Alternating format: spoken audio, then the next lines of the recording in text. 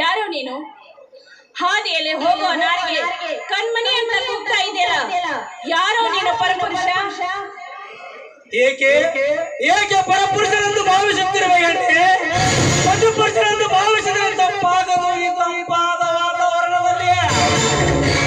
ಏ ಮಿಸ್ಟರ್, ಏನ್ ಮಾತನಾಡ್ತಾ ಇದ್ಯಾ ನೀನು? ಯಾರು ನೀನು? ಯಾರು? ಕಾಮದ ಆಸೆಗಾಗಿ ಗ್ರಾಮ ಕಾಂತಿಯನ್ನು ಎಬ್ಬಿಸಿದ ಈ ಕೈಗೆಟ ಕೀರ್ತಿ ರಾಜನಿಗೆ ಯಾರು ಅಂತ ಕರೆಯುವ ಮುತ್ತು ಕಣ್ಣೆ. ಹಲೋ ಮಿಸ್ಟರ್ ಕೀರ್ತಿರಾಜ್, ಹೋಗುವ ಹೆಣ್ಣನ್ನು ನಿಲ್ಲಿಸಿ ಕಣ್ಮಣಿ ಅಂತ ಕೂಗ್ತಾ ಇದೆಯಲ್ಲ, ಅದೆಷ್ಟು ಕೊಬ್ಬು ನಿನಗೆ? ಏ, ಒಂದು ಅಪರಿಚಿತ ಹೆಣ್ಣಿಗೆ ಈ ರೀತಿ ಮಾತನಾಡ್ತಿದ್ದೆಲ್ಲ, ಯಾರು ನೀನು? ವಾದೇವಾ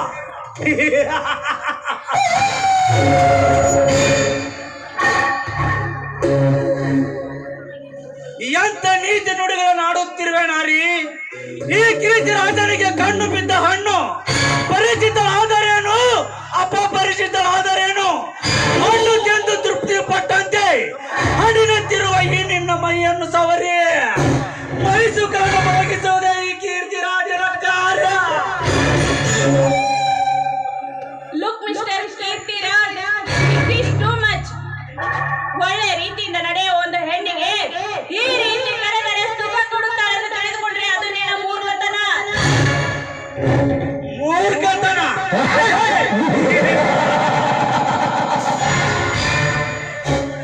ಲೇ ಯೌವನ ತುಂಬಿ ದೊಡ್ಡ ತರುಣೆ, ಮಾಮರ ಚಿಗುರಿದಾಗ ಕೋಗಿಲೆ ಅಂತ ಹಾಡಿ ಬಯಸಿ ಬಂದ ಈ ಅರಸನಿಗೆ ಉಪದೇಶದ ಮಾತು ಹೇಳುತ್ತಿರುವೆ ಯಾರೇ? ಕೋಗಿಲೆ ಅಂತ ಹಾಡಿ ಕುಣಿಸುವರೆ ಈ ರಂಗ ತಾಣದಲ್ಲಿ. ಸಾಕ ಬಾಯ್ ಮುಚ್ಚು. ಕೋಗಿಲೆಯಂತೆ ಕಂಡ ಹೆಣ್ಣಿನೊಡನೆ ಈ ಸೌಮ್ಯ ತಾಣದಲ್ಲಿ ಹಾಡಿ ಕುಣಿಯಲು ನಾನಿನ ಹೆಣ್ಣಲ್ಲೋ ಷಂಡ? ಲೇ ಸುಂದರ ನಾರಿ, ಸಾಕು ಮಾಡು ಈ ನಿನ್ನ ಸೊಕ್ಕಿನ ಮಾತನ್ನು. ಈ ಕೈಗೆಟ ಗಿರಿಜರಾಜರಿಗೆ ಸಿಟ್ಟು ಬರೆಸಿ ಸತ್ತು ಹೋಗದೆ ಸಹಕರಿಸಿ ಬಂದು ಸುಖ ನೀಡಿದರೆ ಅಂದರೆ, ಇಲ್ಲದಿದ್ದರೆ ಏನ್ ಮಾಡ್ತೀಯ? ಷಂಡ.